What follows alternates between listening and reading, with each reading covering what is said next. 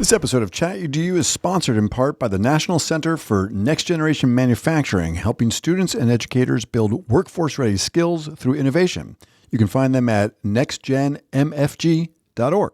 Liz, we've established that you're not a big cooker. A cooker? No, I am not a cooker.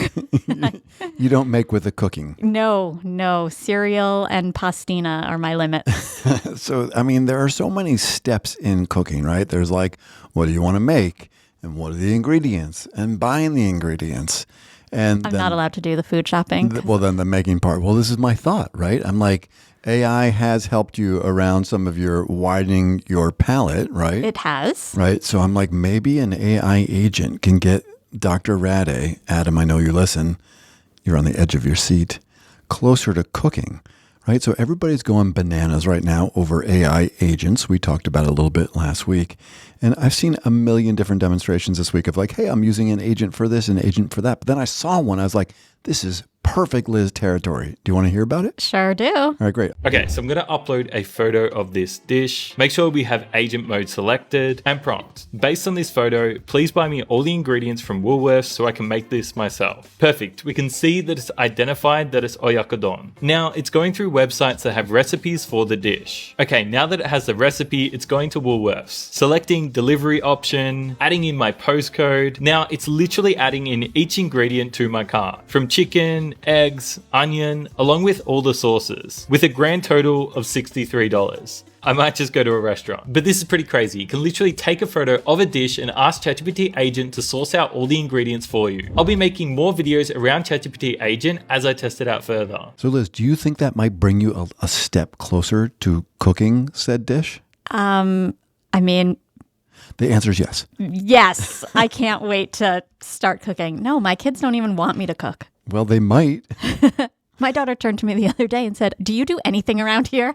All right. We're just going to leave that all right where it is. You just be like, yes, I text you when dinner's ready. Yes.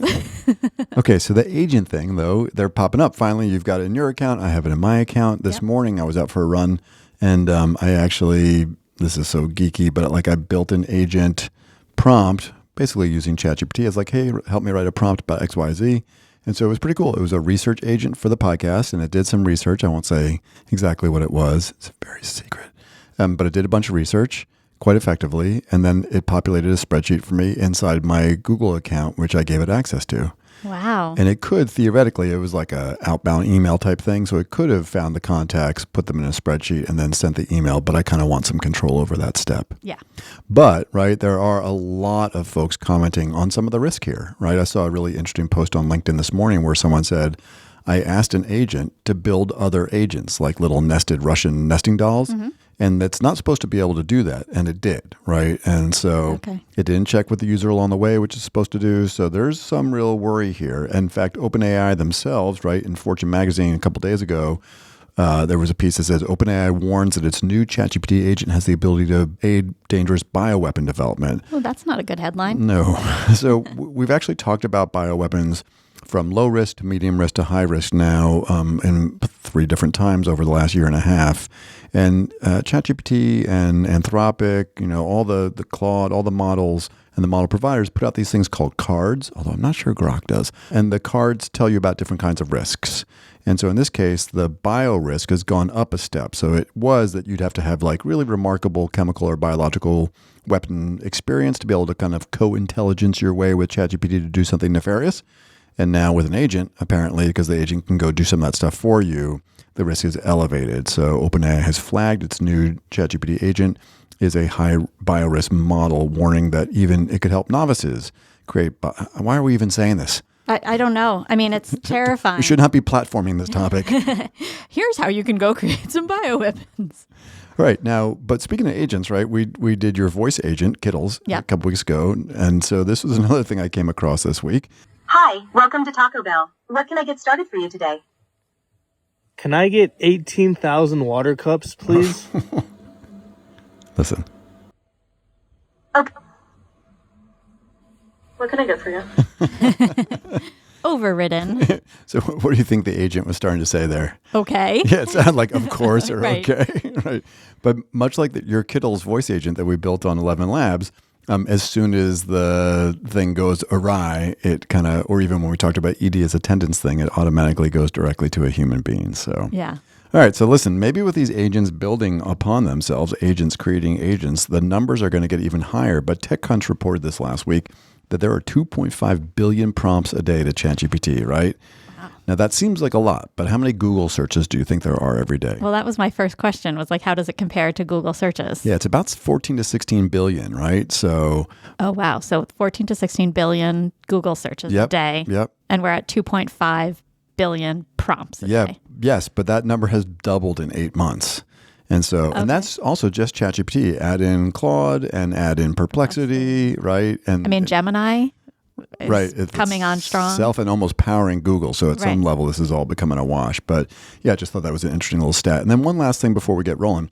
You're a big flyer. You like flying.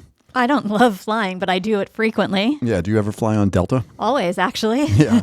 So did you see this in the news this week? I did, because I was about to book some tickets and I was like, oh no, how is this going to go? Yeah. So this was in Reuters. Delta plans to use AI in ticket pricing, and it has drawn fire from lots of people. Do you have a gist of what's going on here? Yeah, that it's using AI to do this like dynamic pricing. Right. So it's going to, I don't really understand exactly how it's going to work, but like based on like your user history, it can decide like how much you're willing to pay, how quickly how soon the flight is. Yep. So, yeah, no, exactly. I mean, and we don't know. I think it's cryptic on purpose, right? But they are going from, there was already a little bit of dynamic pricing, like how many people are on the plane. And so fares go up and down all the time. But this is kind of individualized. It's a little hard to discern. So it's forecasting, as you said, based on willingness to pay for premium fare options and adjusting prices in real time. Delta denies that they're using any personal data for individualized offers, but admits that the system learns from pricing outcomes to improve future predictions, which sounds like we're not doing it, but we are. yeah. And I don't love it. Yeah, no, neither does anyone else, apparently. Yeah. I don't know. Listen, if Dr. Moneybags, I'm not referring to you, I was like, that's not me. in the seat next to me, has to pay more, and they look at my, W-2 and go, well, this guy deserves a break. I'm down for it. Yeah, I just don't think that we're going to be the ones getting the break. Well, relative to Dr. Moneybags. All right. Well, Dr. Moneybags is in the room. So for now, I'm Matt Mervis. And I'm Liz Raddick. And this is ChatEDU, a podcast about AI and education.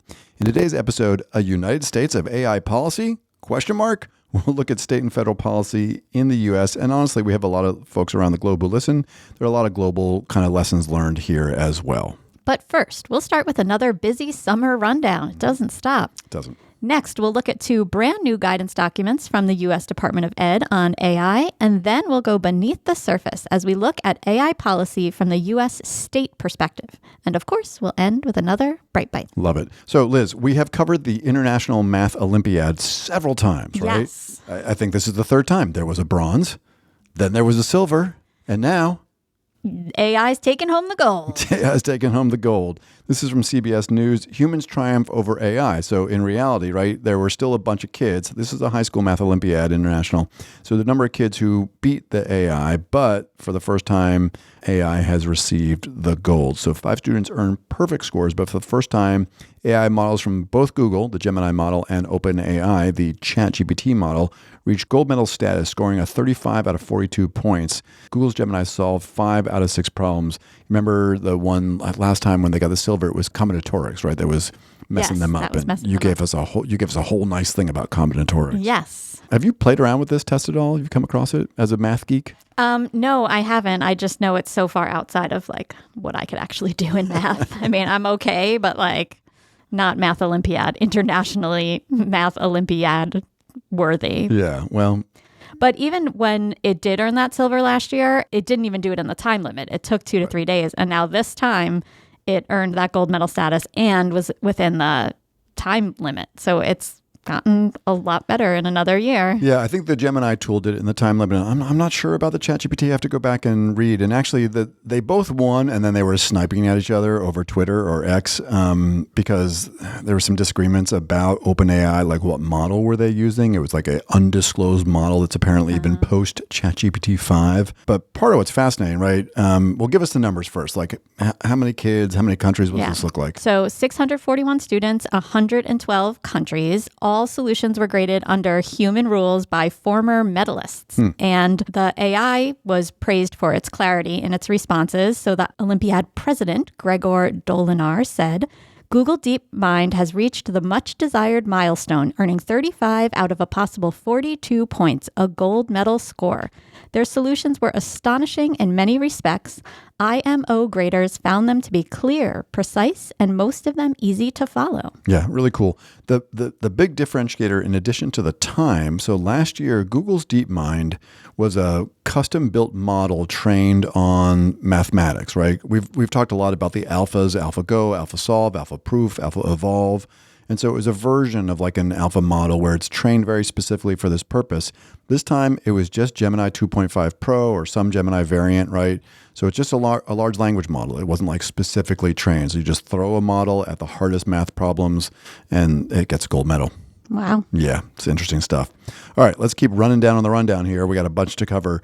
So last week, we covered the hotly debated, we've got a couple of emails on this, the hotly debated Gemini story where Google Gemini was going to have some student-facing stuff like Notebook LM and GEMS. There's a lot of conversation about, is it okay? Because teachers can't see the kids' prompts. I don't need to, go back and listen to the episode if you didn't. Liz and I absolutely enjoyed it. But here we go again. Now this is evolving a step further. So from Axios, Megan Marone, OpenAI's new Canvas deal pushes AI further into schools. So OpenAI has partnered with Instructure to embed its AI models directly into Canvas. The learning platform is used by over 8,000 schools worldwide. And you would ask me, is this mostly higher ed? But it's a mix. It's both higher ed and K-12. So the integration lets teachers create custom chatbots configured via natural language prompts to support instruction, grading, student learning. The bots are student-facing, and teachers can tailor their behavior to align with specific goals. I saw a little demo of it. It's like any other learning management system. I got my task, my assignment, and then towards the bottom, it's like, hey, add an AI component, and you can have it, be chat with Martin Luther King, or be a character, or be my math tutor. I mean, very much like all these use cases, right? All right, so what else we got? So this is important because educators will have full visibility into students' chats with the AI, allowing them to see where students demonstrated understanding or struggled. So this aims to address, the cheating concerns, false accusations, making AI use more transparent in the classroom. So all AI interactions are owned by the school, not OpenAI or Canvas, which ensures control over the student data. The rollout comes at a time when students are still receiving these mixed messages about AI. So like we know, many were recently banned from using tools like ChatGPT, and now they're being directly integrated into their learning environments. Yeah. This is just going to get so interesting. When we covered the Turnitin story, I think last week as well, with the new Turnitin Clarity tool, here again, you now have like a writing platform that has AI and feedback and personalization all built into it. We're kind of geeking out, quite honestly, on the ed tech space. Actually, several episodes, we did something like, what was the title? Will AI eat my ed tech stack? And we didn't really know how clearly that was happening. I don't know if it's eating the stack, but certainly this is a very disruptive period. Like here you have Magic School, which is the fastest growing ed tech company in the history of all time. This massive adoption in AI, but then all these legacy players, whether it's Canvas or Google Classroom, I don't know if Blackboard and Moodle are still things, but every learning management system is going to bring these AI tools into their workflows. Right, which is going to potentially kill the models where schools needed to purchase another platform, right? Possibly. Yeah. And if Google Classroom, really winds up being essentially at no cost, if you're already a Google school district, right, that becomes a big player too. But interesting still around whether or not they're going to cave to the pressure to show the chats. So we could have a little bet. We had an office bet with one of the AI wrapper companies where they're like, this tool is free, this tool is free, this tool is free. And we literally had a bet in the office with 5 of us to say, on what day will the email go out saying, it's been awesome to be free, but in order to get more value from our system, you now need to pay, right? Yep. And as I believe, I'm not a super competitive person, but I believe I won that bet. So we could put a bet out here about, when will Google, I like the way you put it, kind of like respond to the pressure to say, okay, great, I got a roster of kids in my Google Classroom already. They're chatting with a gem or a notebook. I want to see what they're chatting about. Yeah. I mean, it does seem, I mean, we landed on in the middle for the debate last week, but in the reactions that we've heard from people, many who are in schools, they were like, I don't know, that could be, as much as we said, like, we want to build trust and we want to, let kids have their chats. Like, some of the people that are in schools were like, I don't know, that could be a breaking point for me, that I can't see the chats of my middle schoolers. Oh, thank God they have Canvas now. So, yeah, I mean, I'm still holding firm to the idea that juniors and seniors need to be able to work in a frontier model without. I'm more concerned about the prompting piece, right? So if Canvas is structuring your prompt, or a gem is structuring over Google Classroom, then the kid's not really learning to prompt inside the system. So right. I go back to this framework that Mike Kent shared where, great, you're going to do a level 4 AI assignment if you're following Leon Furz's AI assessment scale. So you're writing with the AI, you're collaborating with the AI, but you're going to hand in along with your paper, your chat transcripts and your prompt, right? So that it is a purposeful reflection that the kid's doing and an assessment that the teacher's doing. Okay. Do we perseverate over this topic? Yes, we do. We do. All right. Another topic we talk a lot about is mental health in kids. And so this is a piece from EdSurge last week. Students' AI chats reveal their largest stressors. Tell us about this one, Liz. Yeah. So this was a report from the mental health AI platform called Alongside. And middle and high school students are using chatbots to express concerns they don't often share with adults. No surprise there. Yep. But they looked at 250,000 plus messages across 19 states. Students most frequently talked about balancing school and extracurriculars. Yeah, it's wild. I didn't even know this tool was out there. 250,000 chats, 19 states. This is an AI chatbot. I've had multiple superintendents. We have a really great one in our summer cohort right now. We were talking about this on the class last night. Who expressed real interest in the idea of, could AI be a complement? He's the superintendent of a large urban district that's struggling a lot underwater on therapists and counselors. And he's like, is there a safe and responsible way in which AI could play a role? So really interesting that this product is out there. And it seems like they're doing it with a lot of guardrails. Right. I mean, it's interesting, balancing school and extracurriculars was the top, but also sleep issues, loneliness, test anxiety, and motivation were all other commonly mentioned things, and less than 1% mentioned social media directly. That's so don't tell Jonathan Haidt. But we also probably know or can assume that many of the other concerns that they are seeing are kind of stemming from their online interactions. So, does the loneliness, is it fed by the social media? Like, partially, I'm sure. Yeah. So, okay. But we do know that students often feel safer confiding in chatbots, with some later opening up to adults, which is great. So 41% said they shared chats with a counselor, which is up from 37% the year before. And this shows that chatbots can actually act as like a triage tool. So not a replacement for human counselors, but kind of like it helps students process some emotions and then gives them something to go to a counselor with.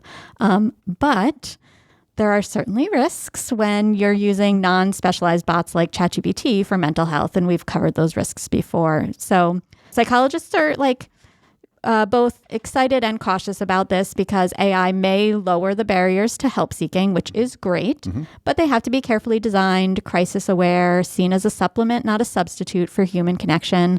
This is all just so important. I mean, for years when we did Expo Fest, kids want to solve the mental health crisis in teens. Yeah, it was first and foremost very often on their minds. Yeah. For sure.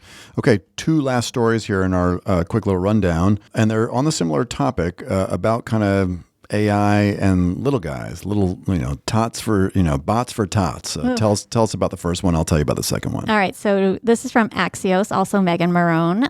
Chatbots, new job, minding tots. Okay. Probably not tater tots. I knew you were not going to like this story. Go ahead. All right. As AI chatbots like ChatGPT and Alexa become more interactive and child-friendly, pediatricians and psychologists are sounding the alarm about their use with very young children. So it's great when they can tell stories or answer questions that may help with their vocabulary, but experts worry that real-time responsive AI could alter how kids develop social and emotional skills, and this terrifies me.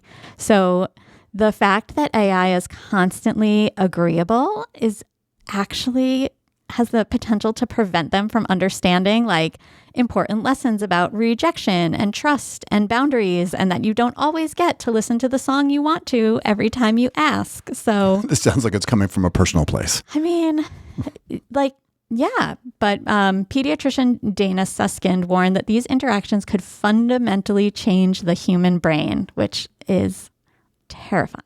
Psychologist Scott Collins added that for kids under 5 whose brains are rapidly developing, chatbot use could be especially disruptive. And this is the worst part. Some studies show that kids may even trust robots more than people, which has super big concerns about the long-term effects on relationships and reality perception. So, some parents welcome the help AI offers, but experts caution, like, we don't know yet what this new kind of interaction might cost. I appreciate your concern. I have seen little kids having these interactions with the voice bots, including stuff like Alexa. It is pretty interesting. They can follow their curiosity. They're building language and literacy. We know that when kids are exposed to lots and lots and lots of words, and sometimes the ability, sometimes you don't have access to a parent in that particular moment. Like, I get it. I'm concerned too, but, luckily, Liz, there are responsible companies that will come through and do this really well. Like when you think of the most responsible AI provider, who comes to mind? Not Elon Musk. Oh, come on. Well, unfortunately for you, from Fox Business, Christina Shaw, Elon Musk announces Baby Grok, an AI chatbot designed specifically for children's learning needs. So Elon Musk has announced Baby Grok, a kid-friendly version of his AI chatbot, Grok, developed by his company XAI. The app will be safe, in quotes, safe for educational interactions with children, follows the release of Grok 4, which Musk claims could discover useful new technologies by next year. Baby Grok aims to offer child-appropriate content, but the launch does come after some controversy. So, like Mecha Hitler. Yeah, so certainly in the last couple of weeks, there have been multiple replies on Grok involving anti-Semitic stereotypes, including comments that appeared to praise Hitler and reference Holocaust denial. And the bot made inflammatory statements and, as Liz said, called itself Mecha Hitler and suggested that Hitler would deal with the anti-white hate, basically saying we should have a new genocide. That, and then last week, of course, we covered that they have Annie, the manga Sexually suggestive avatar. That one. I've seen several new videos of that thing. That thing is quite something. And the angry panda. We had Rudy, the anti-religious panda, and then we've got the new guy who's trained on Christian Grey. So I don't know why, Liz, you don't feel ready to trust Baby Grok with your and my child. No. You have to go 2 episodes back to understand that one. Nonetheless, Musk is trying to position XAI in this kind of fast-growing market for AI learning tools for kids. Look, in all seriousness, and I'm not trying to gloss over some of these really concerning outputs that were on Grok 4. And this is Elon Musk's, bag that he's free speech and anything goes, et cetera, et cetera. So we all get it. But as we think about AI and parents, right, as we said last week, there's some models that will simply be more responsible than others, and we have to be aware. Like, character AI and Grok are not the places that I'm going to look for in early childhood bot intervention, and Liz will not look for it anywhere. I'm just glad that I'm past that stage of parenting, maybe, but I don't know. I have a lot of people that are right in that stage of parenting. Yep. No, we're going to keep a close eye on this whole topic and really all the things that we see in the rundown this week. And I suspect the rundown will keep running down because there really is just this fire hose of stories, and we want to make sure we cover the things that we think folks will find useful. All right, Liz, so now our 2 longer form stories. We're going to do 2 pieces that really about kind of policy and more high-level guidance from both in the United States, from the feds and from the states. So we start with the Trump administration unveils a wide-ranging action plan. This is from Al Jazeera. So this is the highest level. So the last 4 days, basically the last, kind of this week that is now ending July 25th, there have been multiple announcements from the White House around AI. So the highest level one is this kind of 25-page America AI action plan focused on boosting U.S. dominance in AI in competition with China, 90 policy proposals. But this stuff is kind of like policy, infrastructure, data centers, energy, global competition, labor markets, and the like. So that's the highest level. But then the Department of Education on July 21st and 22nd, respectively, put out two different documents. One is what we call a Dear Colleague letter. Yeah, I love a Dear Colleague I always letter. love the DCL. This is like a thing, like an RFP, but it's just such a funny phrase, right? A Dear Colleague letter, and then also something from the Federal Register. So the DCL, the Dear Colleague letter, was guidance on use of federal grant funds to improve education outcomes using AI. That's from July 22nd. And the Federal Register, which is kind of where they outline how stuff gets done, although neither of these are granular enough, frankly, for us to really know what the heck is going to happen. Proposed priority and definitions on advancing artificial intelligence in education, and we'll put both of those PDFs up into the show notes. All right, we've kind of condensed the two here together, but get us started, Liz. These two companion documents from the Department of Ed provide practical and policy level guidance on the responsible integration of artificial intelligence in education. So the DCL, the Dear Colleague letter, outlines how existing federal funds may be used to support AI-powered instructional tools, tutoring, advising, and career exploration. The proposed regulations in the Federal Register define a new funding priority to promote AI and computer science literacy, teacher professional development, and targeted support for underrepresented learners. So together they affirm a vision of AI as a tool to enhance, not replace, human educators, which is grounded in equity, transparency, and student protection. Yeah, so, to say blah, blah, blah, 10,000 feet would be unkind, but blah, blah, blah, 10,000 feet. Correct. It does remind me that your husband asked you out essentially by sending notes via kids from one classroom to another. So in a way, he was sending you a Dear Colleague letter or a DCL. Sure was. Okay, so number one, federal grants can be used to develop and deploy AI-powered tools across instructional settings. So the DCL explicitly states that formula and discretionary grants, so that would be like Title I and IDEA on the formula, and discretionary could be stuff like Perkins, IES, and it would be irresponsible not to mention that we don't even know the future of the U.S. Department of Education. Right. Certainly, IES is being cut dramatically. There's a lot of questions going on about Title I. Nonetheless, the DCL says that these grant mechanisms can be used to procure tools, provided that they align with the statutory and regulatory requirements. So this is, like kind of a lot of the stuff that we've talked about: adaptive learning platforms, high quality instructional materials that use AI, personalized curriculum, content generation, and certainly encourages training for educators, providers, and families. These do tend to feel a lot like in the Conmigo space, right? Personalized tutor, which is, I did a deep dive on this whole thing looking for is there anything where the feds are encouraging the development or the procurement of AI systems or projects where kids are kind of beyond the bodding it, right? Using AI to solve real world problems. There's a little bit, but there's a lot of highly personalized learning stuff. Right. In fact, number two, Liz, right, is enhanced tutoring. Yes. So AI enhanced tutoring and advising are endorsed as high impact interventions, which are eligible for federal support. So AI can be used to build or enhance intelligent tutoring systems that adjust in real time to student performance, which is, Conmigo and other platforms. The guidance specifically supports hybrid models where human tutors work in tandem with AI to expand reach and precision. And AI can also power diagnostic tools that automate the matching of students with services based on academic or behavioral data. Yeah, we've covered a little bit on that last one. It's funny, on the last federal government, in the Biden administration, there was a little bit of a cautionary tale about diagnostic tools, right? Because sometimes if those tools are working off of large data sets that might have historical bias in the patterns, like what kids go into AP classes and others don't. So that's a thing to keep an eye out for, but nonetheless. Now, CS gets a little boost here, right? Computer science. Thank you. Yes. Computer science gets a little boost here. So the department is formalizing AI and computer science as a new grant priority to expand equitable access. So the Federal Register is introducing a new kind of discretionary grant priority called Advancing Artificial Intelligence in Education. So projects that integrate AI into general ed, teacher prep, and dual enrollment pathways will be prioritized for future funding. And it's interesting, in that dual enrollment, which we're huge fans of, can't say anything bad about that.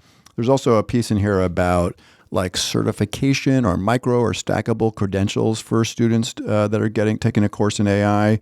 and or CS together. And that's something that we're working very aggressively on. We've got some new schools that will be working with us in the fall on our student-facing micro-credential. So I guess just from a validation perspective, that feels pretty good. All right, lots of PD, right? Yeah, educator training and professional development, I'll say professional learning in AI is a central fundable focus, which is great. The priority includes funding for teacher PD in both foundational computer science and domain-specific AI integration. So like how math or science or history teachers can responsibly incorporate AI into their instruction. And funds can support both pre-service teachers, which are the ones like with initial licensing, or teachers that are already in service. Nice. I like it.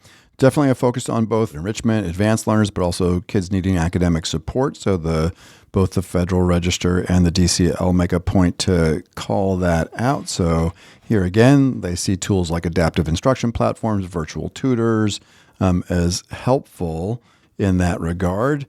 And then there are these kind of 5 guiding principles, right, Liz, that we see in the Dear Colleague letter. Walk us through those real quick. Sure. So the priorities are, the first one is educator-led. So AI should support, not supplant human educators. Love that. It should be ethical. Students should learn to navigate AI critically and civically. I disagree. I think it should be unethical. No, ethical. It should be accessible. Tools should be inclusive of students and families with disabilities. Love it. It should be transparent. Stakeholders must understand and have a voice in system design, and it should be data protective. So compliance with FERPA and related privacy laws is non-negotiable. I love these. Yeah. They're great guiding principles. Again, kind of 10,000 feet. I mean, that's my beef with this in general. There's a lot of hot and bothered debate right now on LinkedIn about this. Is it aggressiveness? Is it too aggressive? I mean, we just don't know. Right. We don't even know the fate of the Department of Education. So, I mean, explain a little bit more. Like, they have all these things, but like it doesn't really say who's getting money where, right? Not yet. So it's just like there's going to be money. Yeah, it's like it's not like an architect's blueprint, right? Because the blueprint would have even implications for like how much money do you need for that particular retaining wall. It is high level guidance, and essentially it is articulating a priority. How could it not? I mean, we are seeing one of the most disruptive periods in our entire lives. You're in your 40s, I'm in my 50s. There's a lot going on. But I look like I'm in my 20s. There's a lot going on in the labor market. There's a lot of disruption, all the themes that we talk about constantly on the podcast. So, but we will see, because we just don't know what the fate of the U.S. Department of Education is. And maybe originally when the executive order came out, the thought was that a lot of this would come through WIOA, which is Workforce Investment Funds, or Department of Labor, or the National Science Foundation. So we'll see. Just the devil will be in the details. But it's nice to see what the themes are. And certainly, finally, career and workforce readiness kind of through pathways will be a strategic investment area. So again, even just knowing, right, okay, they're really going to focus on dual enrollment or stackable credentials for kids to get AI certification. That's helpful, right? It's helpful guidance, especially for people who are trying to plan professional development, and certainly for the folks, we work with a lot of vendors that do high quality instructional materials that are now using AI. It's a signal to them that they're probably on the right path. Yeah. Good stuff. So this is a draft, and so this is a period where they are, it's not final, all right? This is like a period. Actually, I saw a number of people on LinkedIn said, here's what I'm going to say to the feds about this, which is great. Like, people are really thoughtfully responding to it, and hopefully the feds will take that in. Hi, I'm Cam Audia, the executive producer of ChatEDU. As we look to the next academic year, many schools are exploring how to implement AI literacy efforts for students. Building on the success of our AI teacher micro-credential, EdAdvance, and ChatEDU, are launching a middle and high school student AI literacy program. This cutting-edge curriculum is hosted on our FERPA-compliant AI platform and will help students develop the knowledge and skills they'll need to navigate AI now and into the future. To learn more, email Matt and Liz at chatedu@edadvance.org. All right, Matt, now it's time to go beneath the surface, and we are going to talk about states that have issued AI guidance for schools. So our first story is about Maine. While this episode is dropping, I am in Maine at Fiber Arts Camp.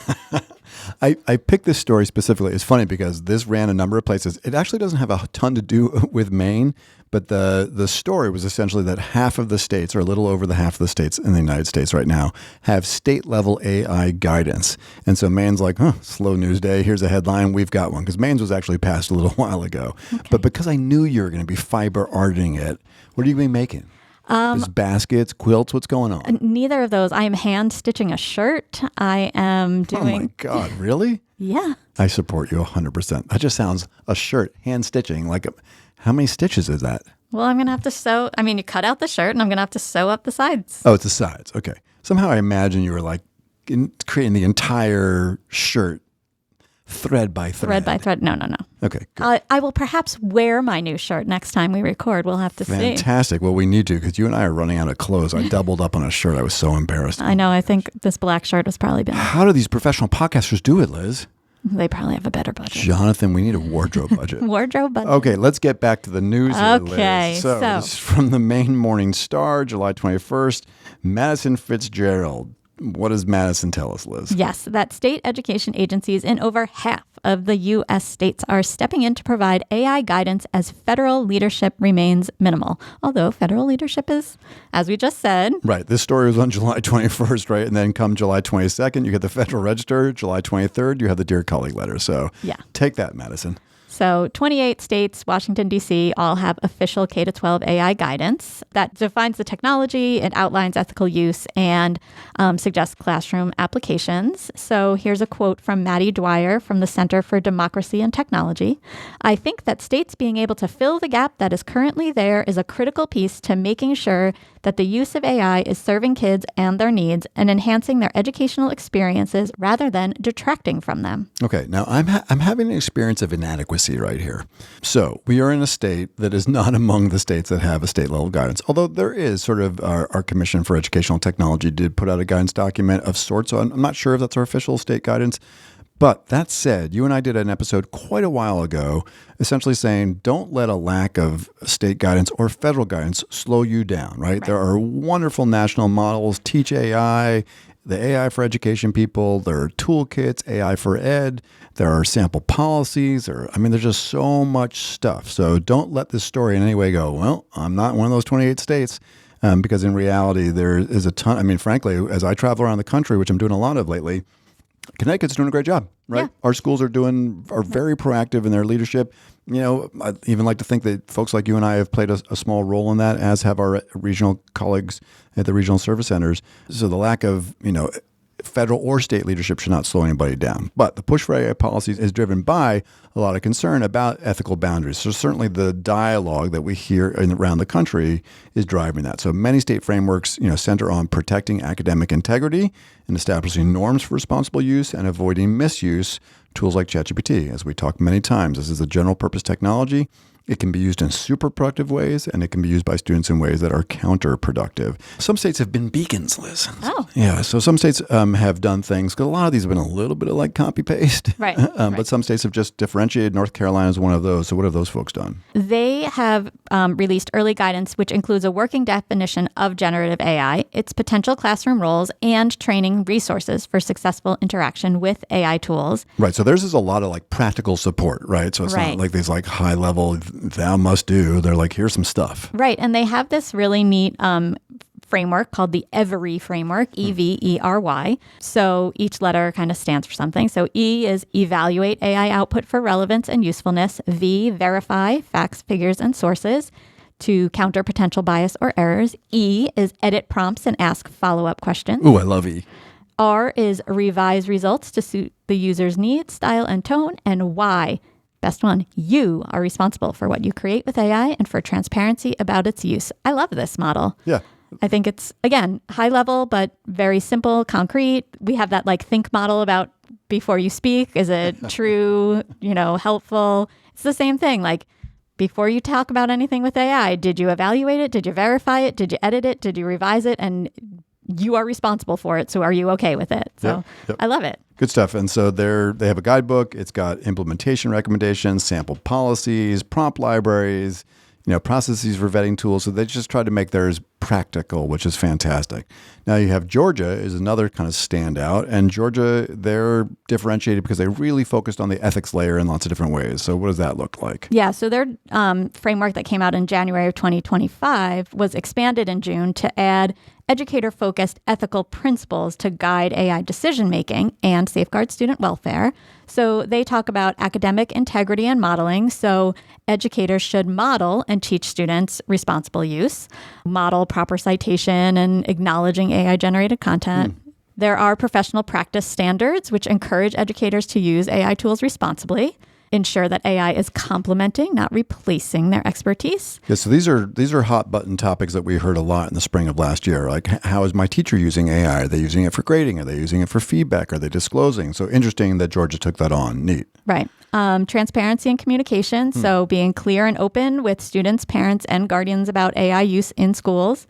And they address bias mitigation. So highlighting the importance of understanding and addressing potential biases in AI tools and outputs. It's great. I'm thinking about all of these models, and many states have local control. So, what the state comes out, like these districts can adopt and then augment because they have the ability to do that. Yeah, sure. I mean, Maddie Dwyer does provide a global critique saying that despite progress, a lot of the state frameworks still lack direction on urgent AI-related risks like misinformation and deep fakes. But to your point, Liz, about local control, I mean, essentially wherever I go now, I do, at least a couple minutes of pleading, like I'm literally nearly on bended knee saying that your board needs to do some updated policy around deep fakes, and it's important for it to be in the high school and middle school handbooks as well, just because right now without a policy, we don't really have any guidance. If a kid makes a AI deepfake of a teacher in an inappropriate setting with another kid, the standing default policy will be to put that teacher on leave. Right. But we're going to see more and more and more of those. So boards of ed really need to enact policy to deal with this. So yes, very helpful for the states. And I agree with Maddie Dwyer. The states should put more of an emphasis on that, but these really do fall down to local control issues. Yeah. All right. Experts certainly say that the states must also prepare educators and communities in these kind of like just professional development capacity roles. And that was clearly a strong theme from the work from the feds. So I'm hopeful that folks will get this. Now, we're pairing this with a really interesting story from July 8th on Axios Columbus from Ohio. And this was kind of neat. This is Alyssa Winman Niece. And essentially, the takeaway is that Ohio is saying all schools. So, right, you have these state guidance documents, and to Liz's excellent point, this is a local control issue. So what does Ohio do? They say, we're making you do right, this. You have to have a policy. Yeah, so all Ohio schools must set policy by state statute as a mandate by mid-2026. So tell us about that. Ohio is one of the first states to require all public K-12 schools to adopt a local AI use policy by July 2026. So this was written into Ohio's 25-26 state budget and applies to all districts, regardless of size or demographics. So they are going to give a state model policy by December, which is going to offer a blueprint to follow or adapt. So the Ohio Department of Education and Workforce is tasked with creating this baseline framework. It will offer guidance for both instruction and student use. But Ohio's move reflects a major shift in mindset from banning AI tools to learning how to regulate and leverage them, which means, if every school is going to have a policy, they are going to have to think about it. So Christopher Lockhart, who's the CIO of Columbus City Schools, says, we're at that point where we can't really put that genie back in the bottle. It's going to become a competitive skill going forward. I'm torn. I agree with the whole idea that you need to do it. The sample policy makes me worry a little bit. One of the things I really enjoyed is watching teams come up with policy. Right. And look, they're not starting from scratch. Like if I'm facilitating an AI planning team or a PDEC committee or something, we'll look at 5 policies as exemplars. They'll sort of pick apart things that they like and don't like. But honestly, like if there's kids at the table, the flavor is always a little bit different. If there's a parent or a board member at the table, the flavor is a little bit different. So I worry that the, kind of model policy will wind up being a copy and paste thing, and folks won't have the ownership around it. But, or the deep conversation and, critical lens on it if they're just going to take the policy and go, yeah, we're just going to go with the state policy. Well, hopefully, and this is a call to any of the, the Buckeye State folks. I think that's right, isn't it? That is correct. I'm impressed with myself right now. So look at those samples, right? Because I'm working in a state right now, won't say where the state model policy on page 1 says, it talks about FERPA and how kids won't use any, non-FERPA compliant tools in a student-facing manner. And on page 2, they're like, here's some scenarios where kids might use AI, personal tutor, blah, blah, blah. And the next one is like, when students use ChatGPT in order to do this, that, or the next thing. But hello, ChatGPT is not a FERPA compliant tool. So, just because it came from the state doesn't mean that it is necessarily rock solid. All right. Anything else here of note, Liz? This is a very interesting story, though. Ohio is certainly the first in the country to say, hey, local districts, this thing is real, to Liz's point, and you got to have a policy around it. So what else did they do in this budget session? Yeah, so ironically, Ohio's education budget also imposes new tech boundaries, including a ban on cell phone use during instructional time. So districts must implement this policy by January 1st, 2026, though exceptions are allowed for emergencies, learning purposes, or health-related monitoring. So the cell phones are banned unless you're using them for education, but they're banned during instructional time, but you can use them for education or emergencies or health-related monitoring. And we want our kids to have an AI policy, but no phones. All right, you sound like you're making fun of the Buckeye State.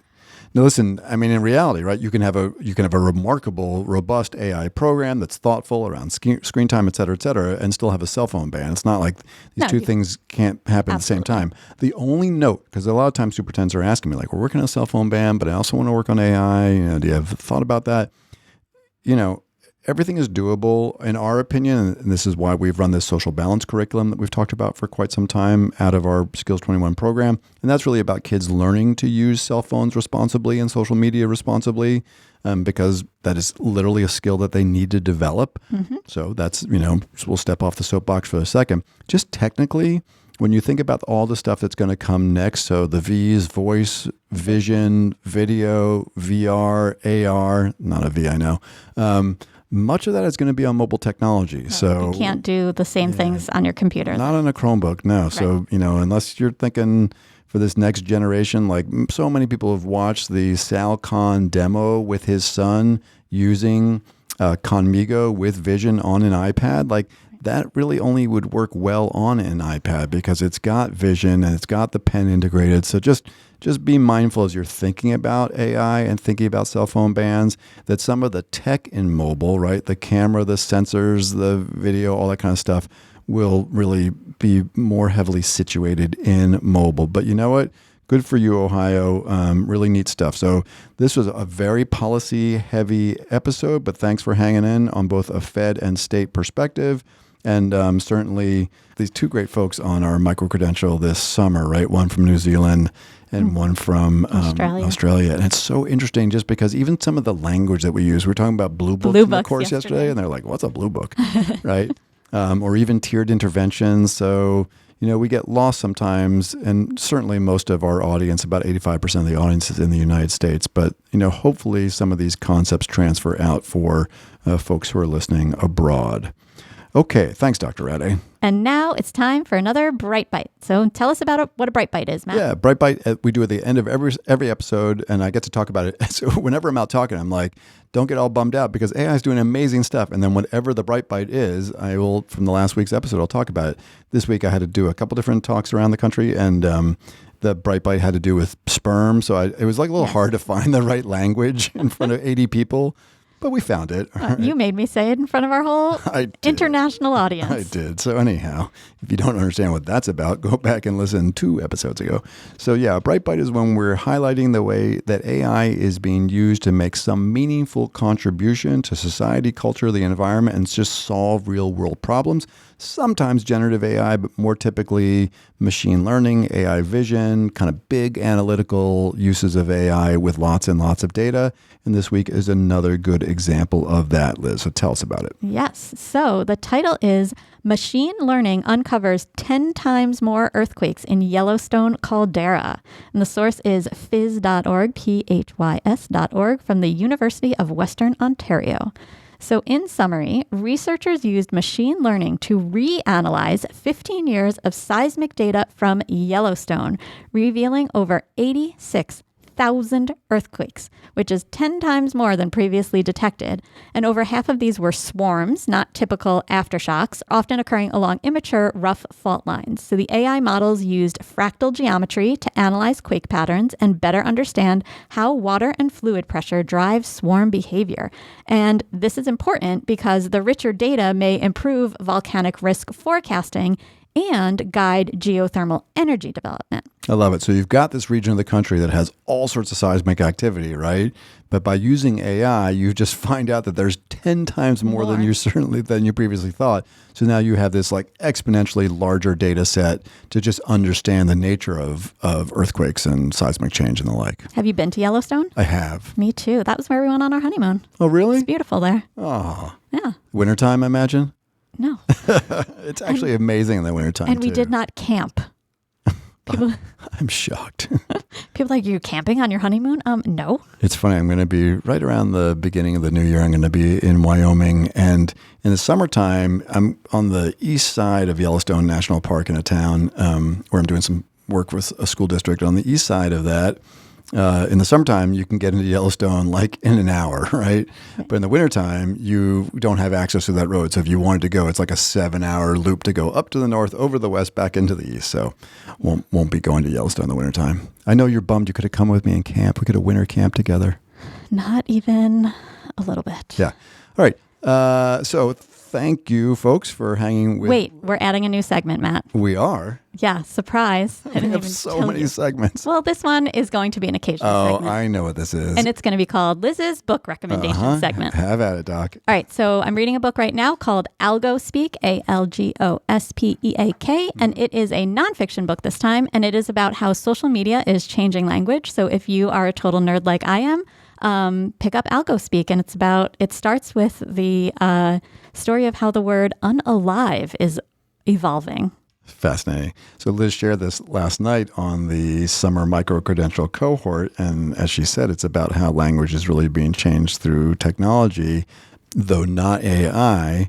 And it wasn't one-upsmanship, but I had a story from my rundown that we didn't put in the podcast about how in studies of human natural language in the last 6 months, we're all starting to say delve all the time. So weird. And M-dash. Right. And like people are naturally now using delve, and like that used to be such a tell. Yep. And now it's not. It's just found its way into our language. Yep. Okay, Liz's book recommendations. I love it. Yeah. All right. It'll be occasional. We're not going to commit me to having a new book every I week. know this is making me feel embarrassed because Liz will be like, and Matt, what are you reading? And now that you asked that question, Liz, I think it is time to Roll the credits. As always, we'd love to hear what you think. So please let us know at chatEDU@edadvance.org. That's EDADVANCE.org. And also rate, review, and subscribe to the podcast on whatever platform you are using. ChatEDU is brought to you by EdAdvance, the nonprofit regional education service center in Litchfield, Connecticut. This episode of ChatEDU is sponsored by the National Center for Next Generation Manufacturing. ChatEDU is recorded, edited, and produced by Andre Angelo and Justin Pasco, whose dedication and expertise bring our discussions to life. ChatEDU's executive producer is the multi-talented rock star Cameron Audia. Additionally, we are grateful for the support of our colleague Gary Robinson, and we appreciate his time and talents. And of course, a big ChatEDU shout out to our fearless leader and executive director, Jonathan Costa, for inspiring the pod. And finally, a heartfelt thank you to our listeners for joining us on this journey exploring the thoughtful and innovative integration of AI in education. Hello, everyone. My name is Jonathan Costa, and I am the executive director at EdAdvance, and I want you to know how much we appreciate our listeners. If you enjoyed the podcast, feel free to explore EdAdvance's other AI services, which include customized professional learning of all kinds, conferences, and our micro-credential co-sponsored by the Southern Connecticut State University Office of Workforce and Lifelong Learning. Just visit skills21.org/AI to learn more. That's all for now, and thank you again for listening to ChatEDU.